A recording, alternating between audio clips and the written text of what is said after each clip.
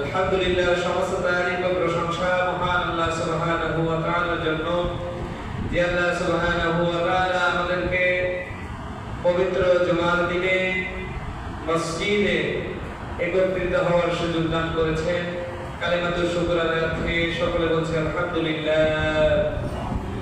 দরুদ সালাম বর্ষিত হোক সর্বকালের সর্বযুগের সর্বশ্রেষ্ঠ মহামানব জনাবে মুহাম্মদুর রাসূলুল্লাহ সাল্লাল্লাহু আলাইহি ওয়াসাল্লামের প্রতি। আমরা আজকের জুমায়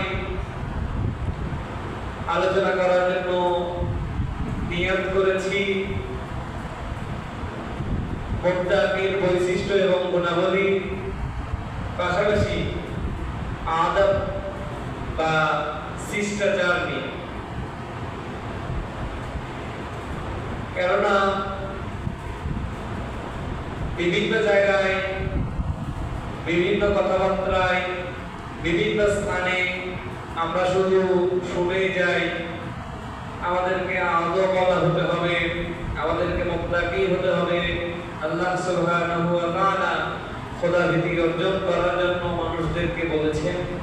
আসলে এই খোদাভীতি কি কি করলে এই খোদাভীতি অর্জন করা যায়, পাশাপাশি আদবওয়ালা বা একজন ভদ্র মানুষ, সভ্য মানুষ কিভাবে হওয়া যায়, কোন গুণের কারণে মানুষ মুত্তাকি হয়, পরহেজগার হয়, এই বিষয়গুলো আমাদের জানা অত্যন্ত জরুরি। এজন্য এই বিষয়টা নিয়ে আমরা আজকে আলোচনা করব। আদব বা শিষ্টাচার হচ্ছে এমন একটা জিনিস যেটা যদি কোনো মানুষের মধ্যে থাকে, সে যে ধর্মেরই হোক না কেন, যেখানেই যাক না কেন, মানুষ তাকে ভালো বলবে, সভ্য বলবে, মানুষ তার প্রশংসা করবে। কি বলে ঠিক কিনা? আদব বা শিষ্টাচার যদি কারো না থাকে, তাহলে সে যত বড় আলেমই হোক না কেন, যে ধর্মের অনুসারী হোক না কেন, যত বড় হুজুর, যত বড় মসজিদের ইমাম খতিবই হোক না কেন, মানুষ বলবে লোকটা বেয়াদব। কি বলে? অনেক বড় বড় মানুষ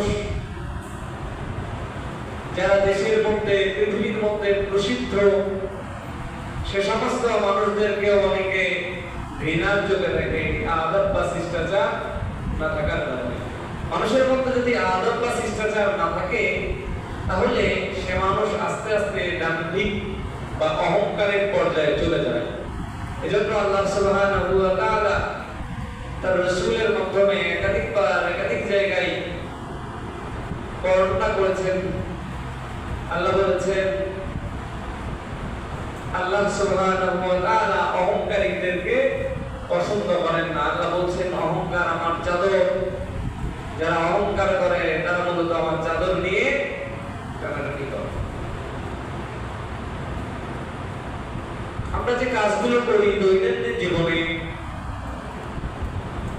ঘুম থেকে ওঠা বলেন, খাবার বলেন, মানুষের সঙ্গে চলাফেরা বলেন, মুআমালাত বলেন, ব্যবসা বাণিজ্য বলেন, কৃষি কাজ বলেন, ক্ষেত খামার বলেন, চাকরি বাকরি বলেন, প্রত্যেকটা জায়গায় প্রত্যেকটা কাজের একটা নির্দিষ্ট নিয়ম পদ্ধতি রয়েছে। এটাকে বলা হয় আদব। কেমন পদ্ধতি? আপনি যখন ঘুম থেকে ওঠেন, ঘুম থেকে ওঠার সময় আপনি যদি একটা দোয়া করেন, আলহামদুলিল্লাহিল্লাযী আহইয়ানা বা'দা মা আমাতানা ওয়া ইলাইহিন নুশুর, তাহলে আল্লাহ সুবহানাহু ওয়া তাআলা ওই বান্দার প্রতি খুশি হয়ে যান, রাজি হয়ে যান। সুবহানাল্লাহ। এরপরে ঘুম থেকে যখন ওঠা হয়, ঘুম থেকে ওঠার পরে মিশকাতুল মাসাবিতে হাদিস বর্ণিত হয়েছে, নবী সাল্লাল্লাহু আলাইহি ওয়াসাল্লাম বলেছেন, যদি কোনো ব্যক্তি যখনই ঘুম থেকে ওঠে, ওঠার পরে তার উচিত হলো তার হাত কবজি পর্যন্ত অন্তত 3 বার ধোয়া। ওযু করলে ভালো, না পারলে অন্তত হাতটা 3 বার ধুতে পারা, এরপরে মিসওয়াক করা। কেন? কারণ সারাদিন হাত, সারা রাত্রিতে আপনার অবচেতনতার কারণে, অচেতনতার কারণে, ঘুমের কারণে বিভিন্ন জায়গায় যেতে পারে। এই হাত যদি মুখে দেন, শরীরের কোনো জায়গায় লাগার স্পর্শ স্পর্শ করেন ওখান থেকে রোগ জীবাণু সৃষ্টি হতে পারে। এজন্য নবীজি বলছেন মিশকাতের হাদিসে, মানুষ ঘুম থেকে ওঠার পরে দোয়া করবে, এরপরে অন্তত দুহাত কবজি পর্যন্ত ধৌত করবে। এরপরে খাওয়ার সময় আদাব আছে, শিষ্টাচার আছে, এটাকে হাদিসের ভাষায় বলা হয় তাআত আদাবুত তাআম বা তাআতুল আদাব। খাবারের আদব, খাবারের আদব হচ্ছে প্রচন্ড গরম খাবার না খাওয়া, আবার একবারে ঠান্ডা খাবারও না খাওয়া। খাবারের আরেকটা আদব হচ্ছে আপনার হাত ভালো করে পরিষ্কার করে ধুয়ে এসে এরপরে খেতে বসা, সুন্নাত তরিকায় বসা, সুন্নাত তরিকায় বসে খাবার খাওয়া। খাবারটাকে বা মানুষের ক্ষুধাটাকে তিনটা অংশে বিভক্ত করা, একটা খাবারের জন্য, একটা পানির জন্য, আর একটা অংশ ফাঁকা রাখা। যদি পরিপূর্ণ করে তৃপ্তি সহকারে পরিপূর্ণ হবে একবারে খাবার উপর খাবার খাওয়া হয়, তাহলে দেখবেন ওখান থেকে সমস্যা হয়, গ্যাসের সমস্যা হয়, ওখান থেকে ধোঁয়া নেকুশ বা ধোঁয়া নেকুশ বলে গ্রামের ভাষায়, এরকম সমস্যা বা বিভিন্ন ধরনের সমস্যা হয়। এজন্য নবীজি বলছেন তোমাদের যখন ক্ষুধা লাগে তখন তোমরা খাদ্যটাকে তিন ভাগ করো, একটা খাবারের জন্য, এক ভাগ পানির জন্য, আর এক ভাগ এমনি ছেড়ে দাও, শ্বাস প্রশ্বাস অক্সিজেন এটার জন্য রেখে দাও। এরপরে ডান দিক থেকে খাওয়া, যদি একই প্লেটে একই থালায় একাধিক জন খাওয়া হয় তাহলে নিজের সামনে থেকে খাবারগুলো খাওয়া, খাবারগুলো আস্তে আস্তে ধীরে সুস্থে চিবিয়ে চিবিয়ে খাওয়া। এরপরে বড় বড় লোকমা না দিয়ে ছোট ছোট ফি লোকমাতিস সাগীরা, হাদিসের ভাষায় এসেছে ফি লোকমাতিস সাগীরা, তোমরা ছোট ছোট গাছ দিয়ে, ছোট ছোট গাছ দিয়ে তোমরা ভাতগুলো খাও। এরকম করে রাস্তা পথে চলার সময় আদব রয়েছে, মানুষদের সঙ্গে দেখা হলে সালাম দেওয়া, কথা বলা, হেসে হেসে কথা বলা, এটাও সরকার মধ্যে নবীজি দিয়েছে। আদব বা শিষ্টাচার যে মানুষগুলোর মধ্যে আছে তারা অনেক বড় হয়। আদব বা শিষ্টাচার যে মানুষগুলোর মধ্যে নাই তারা খুব বেশি বড় হয় না। গত 3 দিন আগের ঘটনা, বুধবারের দিন, 2 দিন আগের ঘটনা, বুধবারের দিন আপনারা অনেকে জানেন আমাদের এলাকার মধ্যে আশাগোলা বোরহানুদ্দিন পীর সাহেব, আপনারা অনেকে নাম শুনেছেন। ওনার দ্বিতীয় ছেলে মাওলানা মকবুল হোসেন রাহমাতুল্লাহ আলাইহি, প্রায় 100 বছরের কাছাকাছি ওনার বয়স, উনি গত বুধবারের দিনে ইন্তেকাল করেছিলেন। মঙ্গলবারে সন্ধ্যার দিকে, আসরের পরে মাগরিবের আগে উনি ইন্তেকাল করেছিলেন। তো ওনার জানাজা এবং দাফনের জায়গাতে যাওয়ার আমার সুযোগ হয়েছিল। বিভিন্ন মানুষ বিভিন্ন কারণে বা বিভিন্ন দিক খোঁজে। জোহরের নামাজ শেষ করে ওনার জানাজা হয়েছিল ঈদগাহ মাঠে। ওনাদের বাড়ির পাশে 2টা মাঠ, বড় মাঠ, একটা স্কুল মাঠ, একটা ঈদগাহ মাঠ। আগের দিনে যখন উনি ইন্তেকাল করলেন, ওনার বাবার মাজারের পাশে ওনাকে নিয়ে আসলো, তখনও ধোয়ানো হয় নাই। আমি গিয়েছিলাম, তো তাদের মধ্যে কথা বলা বলি হচ্ছে জানাজাটা কোথায় হবে। একজন বলছে স্কুল মাঠে হোক, কেউ বলছে, তাদের মধ্যে যারা মুত্তাকি পরহেজগার আছে, আলেম আছে, তারা বলছে না, স্কুল মাঠে জানাজা হওয়া যাবে না। প্রশ্ন কেন?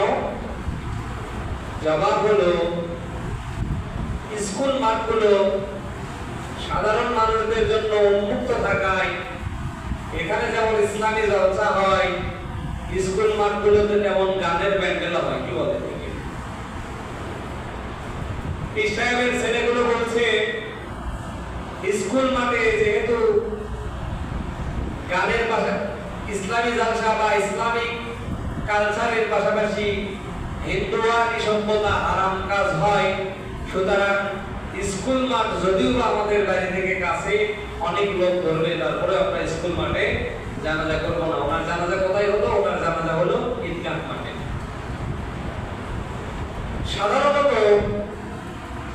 স্কুল মাঠে যেখানে বিভিন্ন ধরনের অনুষ্ঠান হয়, সেখানে সাধারণ মানুষের জানাজা দিতে কোনো সমস্যা নেই, কিন্তু একজন মুত্তাকির জানাজা সেখানে দেওয়া এটাও একটা আদবের খেলাফ পর্যায়ে চলে যায়। আমি কথাগুলো শুনছিলাম চুপ করে এক জায়গায় বসে থেকে, আমি দেখছিলাম যে এখান থেকে কিছু শিক্ষা নেওয়া যায় কিনা। জানাজার সময় যদি বলছে, জানাজার সময় যদি মাগরিবের দিকে দেওয়া হয় অথবা আসরের দিকে দেওয়া যায় বা রাত্রিবেলা দেওয়া যায়, অনেক লোকজন আসবে। কেউ বলছে না, হাদিস বিরোধী হয়ে যায়। হাদিস শরীফের মধ্যে এসেছেন, নবীজি বলছেন 3 কাজ তোমরা তাড়াতাড়ি করো। 1 নাম্বার, যখন নামাজের সময় হয়ে যায় তখন দেরি না করে তাড়াতাড়ি আগে নামাজ পড়ো। 2 নাম্বার কাজ হলো, যখন মানুষ মৃত্যুবরণ করে, লাশ রেডি হয়ে যায়, উপস্থিত হয়ে যায়, কাফন দাফনের ব্যবস্থা সবকিছু থাকে, সেই রকম সময়ে জানাজা উপস্থিত হওয়ার সঙ্গে সঙ্গে দেরি না করে জানাজার নামাজ তাড়াতাড়ি করো। 3 নাম্বার হচ্ছে, যখন ছেলে এবং মেয়েগুলো বিবাহের উপযুক্ত হয়ে যায় তখন দেরি না করে তাদের বিবাহের ব্যবস্থা করে দাও। সেই বুখারীতে 3টি কাজ তাড়াতাড়ি করার কথা আল্লাহ রাব্বুল আলামিনের রাসূল নির্দেশ দিয়েছেন। যাই হোক, জানাজার সময় নির্ধারণ হলো জোহরের সময়। জোহরের নামাজ জামাতের সঙ্গে পড়ে আমরা ঈদগাহ থেকে গেলাম। ঈদগাহ থেকে যাওয়ার সময়, ঈদগাহ মাঠের মধ্যে প্রবেশের সময় গেটের খুব কাছাকাছি আমি দাঁড়িয়ে আছি, দেখি মানুষরা কে কিভাবে প্রবেশ করে। যেহেতু তিনি একজন বিশ্বায়ন মানুষ এবং আমাদের এলাকায় সেই সময় হাতে গোনা কয়েকজন আলেমদের মধ্যে একজন, ওনার জানাজায় বিভিন্ন জায়গা থেকে হাজার হাজার আলেম ওলামা এসেছেন, সাধারণ মানুষ তো এসেছেন। আমি যাওয়ার খুব কাছাকাছি সময় দেখলাম সেখানে বর্তমান রাম শহরের যে বিশ্বায়ন মাহমুদ হোসাইন রাজু দামাত বরকাতুহুল আলিয়া এবং ওনার আরেক ভাই, চাচাতো ভাই মাওলানা ওবাইদুর রহমান, 2 জন প্রবেশ করছে। আমি দেখলাম সাধারণ মানুষরা ঈদগাহ মাঠে জানাজার জন্য যাচ্ছে স্যান্ডেল পরে, জুতা পরে। ওনাদের 2 জন পীর সাহেবকে দেখলাম 2 জন নিজের স্যান্ডেল হাতের মধ্যে নিয়ে, জুতাটা হাতের মধ্যে নিয়ে ঈদগাহ মাঠে প্রবেশ করছে। ঈদগাহ মাঠে কিন্তু পানি বা কাদা টাইপের, তারপরে ওনারা স্যান্ডেলটা হাতে নিয়ে, জুতাটা হাতে নিয়ে প্রবেশ করছে। এর কিছুক্ষণ পরে দেখলাম রাম শহরের আরেকজন পীর সাহেব মাওলানা আবু বকর সিদ্দিক, অনেকে চিনেন, ওনার আরেকটা ভাই মাওলানা তাজুল ইসলাম নন্দবী, উনি হচ্ছে রায়নগর আলিম মাদ্রাসার প্রিন্সিপাল। 2 জন প্রবেশ করছে, 2 জনের পায়ে দেখলাম স্যান্ডেল নাই, অলরেডি হাতের মধ্যে নিয়ে নিয়েছে। মুরিদরা না, ওনারা নিজে নাই। কিছুক্ষণ পর দেখলাম প্রবেশ করছে ঢাকাবাড়ার বিশ্বায়ন। এরপরে আরো যাদেরকে আমি চিনি, তো আমি দেখলাম যাদেরকে মানুষ সম্মান করে, যাদেরকে মানুষ মহব্বত করে, যাদেরকে মানুষ ভালোবাসে, সবগুলো মানুষ, সবগুলো আলেম ওখানে প্রবেশ করেছে ঈদগাহ মাঠে স্যান্ডেল ছাড়া, জুতা ছাড়া, নিজের জুতা হাতে নিয়ে কাঁধের মধ্যে দিয়ে যাচ্ছে। আর সাধারণ থেকে আমার মতো মানুষ 2-4 কলম পড়াশোনা শিখছে, ঈদগাহ মাঠের মধ্যে স্যান্ডেল নিয়ে যাচ্ছে। এখন প্রশ্ন হলো, স্যান্ডেল বা জুতা পরে ঈদগাহ মাঠে যাওয়া জায়েজ নাকি না জায়েজ? জায়েজ। আপনার স্যান্ডেলের নিচে যদি গোবর অথবা নাপাক কোনো কিছু থাকার সম্ভাবনা না থাকে বা চোখে দেখা না যায়, তাহলে আপনি জুতা বা স্যান্ডেল পরে ঈদগাহ মাঠের মধ্যে যেতে পারবেন। তাহলে ওনারা কেন গেল? এটা আদব, এটা তাকওয়া, এটা মুত্তাকি। হাসানাতুল আতওয়ার মিন সাইয়্যাতুল মুকাররাবিন। সাধারণ মানুষদের জন্য যেটা নেকি, সাধারণ মানুষদের জন্য যেটা জায়েজ, সাধারণ মানুষদের জন্য যেটা হালাল, মুত্তাকি লোকের জন্য সেটা নাজায়েজ, মুত্তাকি পরহেজগারের জন্য সেটা হারাম।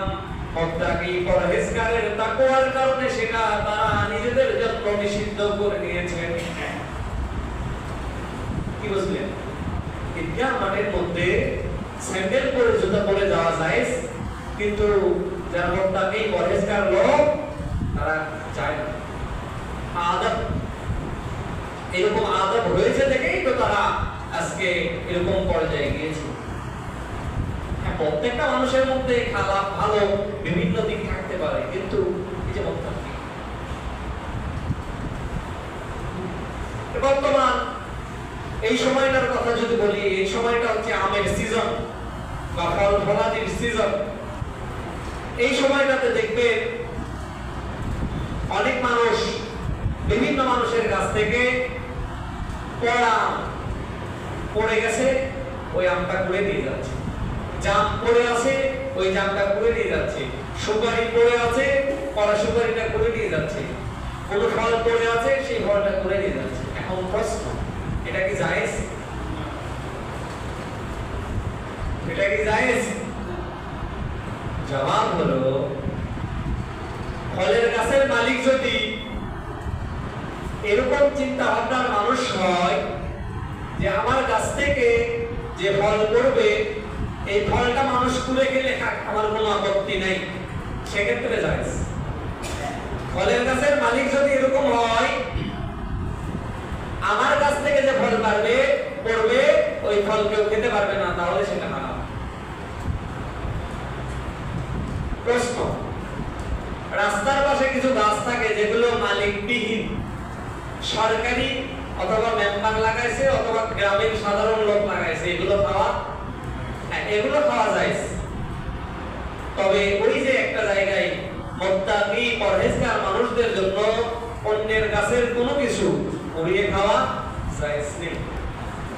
একটা লম্বা ঘটনা আমরা প্রত্যেকে জানি। বীরকুল শিরোমণি হযরত আব্দুল কাদের জিলানী রাহমাতুল্লাহ আলাইহির ঘটনা। ওনার বাবা আবু সালেহ মুসা, উনি রাস্তা দিয়ে হেঁটে যাচ্ছেন। রাস্তা দিয়ে হেঁটে যাওয়ার সময় দেখেন রাস্তার পাশে নদীর মধ্যে একটা আপেল ফল ভাসছে। তো যখন উনি আপেল ফলটা দেখলেন, দেখার পরে ক্ষুধার তাড়না, প্রচন্ড ক্ষুধার্ত, ওই আপেল ফলটা তুলে খেয়ে ফেলছেন। ক্ষুধার তাড়না শেষ, বিবেকের কাছে নাড়া দিয়েছে, আচ্ছা আমি যে ফলটা খেলাম এটা কি জায়েজ হলো আমার জন্য? নিজের মন চাই দেয় না, এটা তো জায়েজ নয়। কার গাছের ফল, কোথায় এসেছে? এই ফলটা যদি আমি খেয়ে ফেলি আর কিয়ামতের দিনে ফলের গাছওয়ালা যদি আমার নামে আল্লাহর কাছে মামলা করে, জাহান্নাম ছাড়া কোনো উপায় নেই। আমরা ঘটনা প্রত্যেকে জানি। উনি ফলের গাছওয়ালার কাছে যাইতে যাইতে দেখেন নদীর পাশে সেম একই ধরনের ফল গাছের মধ্যে ঝুলে আছে। সেই ফল গাছটার মালিককে বলছে অমুক দরবেশ। দরবেশের কাছে গিয়েছেন, বলছেন আমি একটা ভুল করেছি। কি ভুল? আপনার গাছের একটা ফল নদীর মধ্যে পড়ে পানিতে ভাসতে ভাসতে স্রোতে যাচ্ছিল, আমি ভুল করে ক্ষুধার কারণে ওটা তুলে খেয়ে ফেলেছি।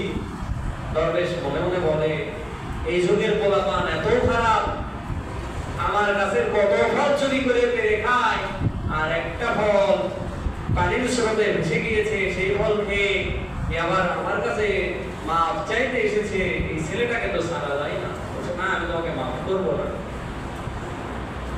মাফ করতে পারি কয়েকটা শর্তে। একটা হচ্ছে আমার বাড়ির এত বছর রাখালি করতে হবে। আবু সালেহ মুসা বলেন ঠিক আছে, রাজি আছি। কয়েক বছর তো রাখালি, দুনিয়ার এই সামান্য কষ্টের বিনিময়ে যদি সে আমাকে মাফ করে দেয়, নইলে তো কিয়ামতের দিন জাহান্নাম ছাড়া উপায় নেই। কয়েক বছর রাখালি শেষ করলেন। রাখালি শেষ করার পরে বলছেন আমাকে এবার মাফ করে দেন, আমার সময় শেষ হয়ে গিয়েছে, আমি চলে যাই। বলছে না, আমি তো তোমাকে মাফ করি নাই, তোমাকে মাফ করার জন্য আমার আরো শর্ত আছে। কি শর্ত? তোমাকে মাফ করার জন্য শর্ত আছে, আমার একটা মেয়ে আছে যে চোখে দেখে না, অন্ধ, হাত লুলা, এর কথা বলতে পারে না, এরকম একটা মেয়ে আছে, ওকে বিবাহ করতে হবে।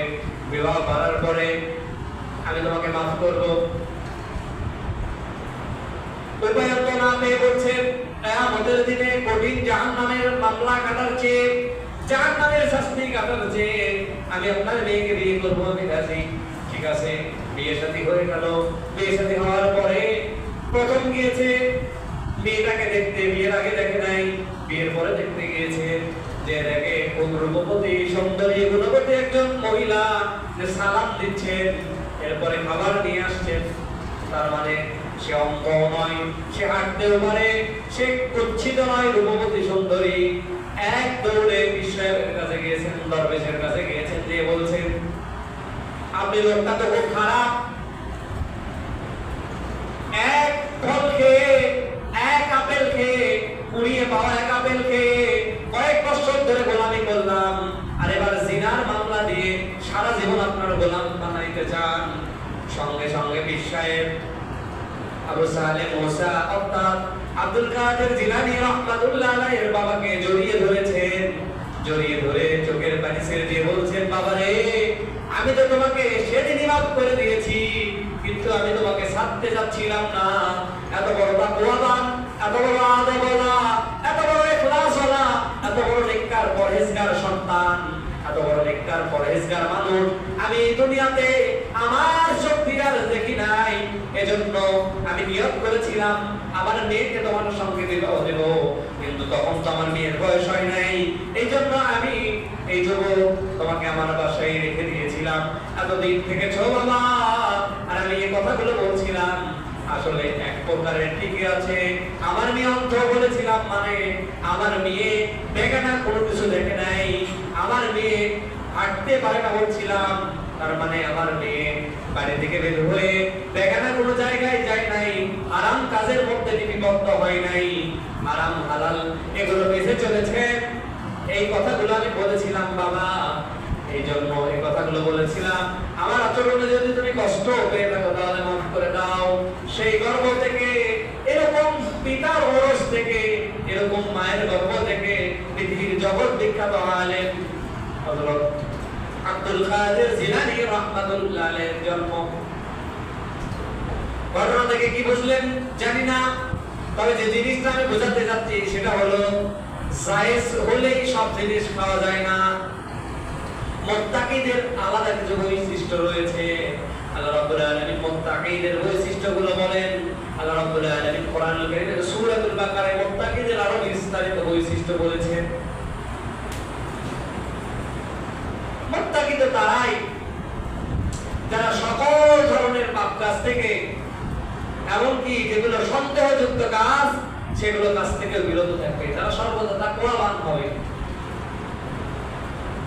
সব ধরনের কাজ থেকে তারা পারে থাকবে। সুতরাং আসুন আমরা মুত্তাকির গুণাবলী, মুত্তাকির বৈশিষ্ট্য অর্জন করি। যে গাছের ফল কুড়িয়ে খাওয়া সাধারণ মানুষদের জন্য ঠিক হলেও যারা নিজেদেরকে একটু আল্লাহ রাব্বুল আলামিনের কাছে মুত্তাকি হিসেবে পরিচয় দিতে চান, তাদের জন্য এটা উচিত নয়। কি হবে একটা আম না খেলে, কি হবে একটা পেয়ারা না খেলে, কি হবে রাস্তার পাশে হাঁটছেন একটা সুপারি পড়ে আছে, ওই সুপারি না খেলে কিচ্ছু হবে না। চুরি করে খাওয়া, না বলে গাছ থেকে পেরে খাওয়া, এটা তো অবশ্যই হারাম। কিয়ামতের দিনে মুসিবতের সময় ওই ব্যক্তি যদি আপনাকে মাফ না করে দেয়, তাহলে আপনার ওটার জন্য আল্লাহ রাব্বুল আলামিনের আদালতে দাঁড়াতে হবে। আর যদি দুনিয়াতে বোঝা মাফ করে নিতে পারেন যে এতদিন বুঝি নাই, তোমার কাছে পেরে গিয়েছি, আমাকে মাফ করে দিও, আমার মনে হয় যে সেই লোকটা যদি খুব বেশি খারাপ না হয় তাহলে মাফ করে দিবেন। আল্লাহ সুবহানাহু ওয়া তাআলা কথাগুলোর উপর আমল করে আমাদের প্রত্যেককে মুত্তাকির গুণাবলী অর্জন করার তৌফিক দান করুন। সকলে বলে আল্লাহুম্মা আমিন।